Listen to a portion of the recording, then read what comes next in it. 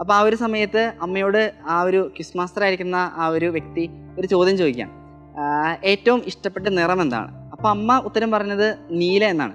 അപ്പോൾ എല്ലാവരെയും പോലെ തന്നെ എനിക്കൊരു കൗതുകമുണ്ട്, എന്തുകൊണ്ടായിരിക്കും അമ്മ നീല പറഞ്ഞത്? കാരണം ഒരു 5 വയസ്സുള്ള ഒരു കുട്ടിയാണ്. അപ്പോൾ സ്വന്തമായിട്ട് ചിന്തകളോ അല്ലെങ്കിൽ സ്വന്തമായിട്ട് തീരുമാനങ്ങളോ അല്ലെങ്കിൽ ഒരു ഡിസിഷനൊന്നും എടുക്കാൻ പറ്റാത്തൊരു പ്രായമാണ്. അപ്പോൾ എന്തുകൊണ്ടായിരിക്കാം എന്നുള്ളൊരു ക്യൂരിയോസിറ്റി ഭയങ്കരമായിട്ട് എൻ്റെ ഉള്ളിലുണ്ടായിരുന്നു.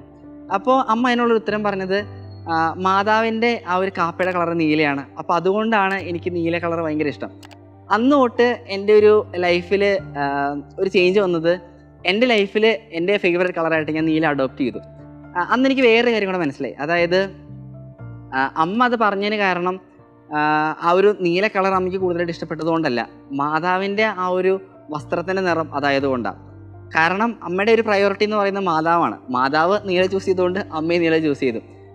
അന്ന് എനിക്ക് മനസ്സിലായ ഒരു കാര്യം, നമ്മൾ എന്ത് കാര്യം ചൂസ് ചെയ്ത് കഴിഞ്ഞാലും അതിൻ്റെ അതൊരു ഡിവിനിറ്റി വേണം, അല്ലെങ്കിൽ ദൈവവുമായി നമുക്ക് ബന്ധപ്പെടുത്താൻ പറ്റുന്ന എന്തെങ്കിലും ഒരു കാര്യം ഉണ്ടെങ്കിൽ അത് ഉറപ്പായിട്ടും നമ്മുടെ ജീവിതത്തിൽ അത്ഭുതങ്ങളോ അല്ലെങ്കിൽ നല്ല കാര്യങ്ങളായിരിക്കും സംഭവിക്കുക എന്നുള്ളൊരു തോട്ട് അന്നെൻ്റെ ഉള്ളിലേക്ക് വന്നു.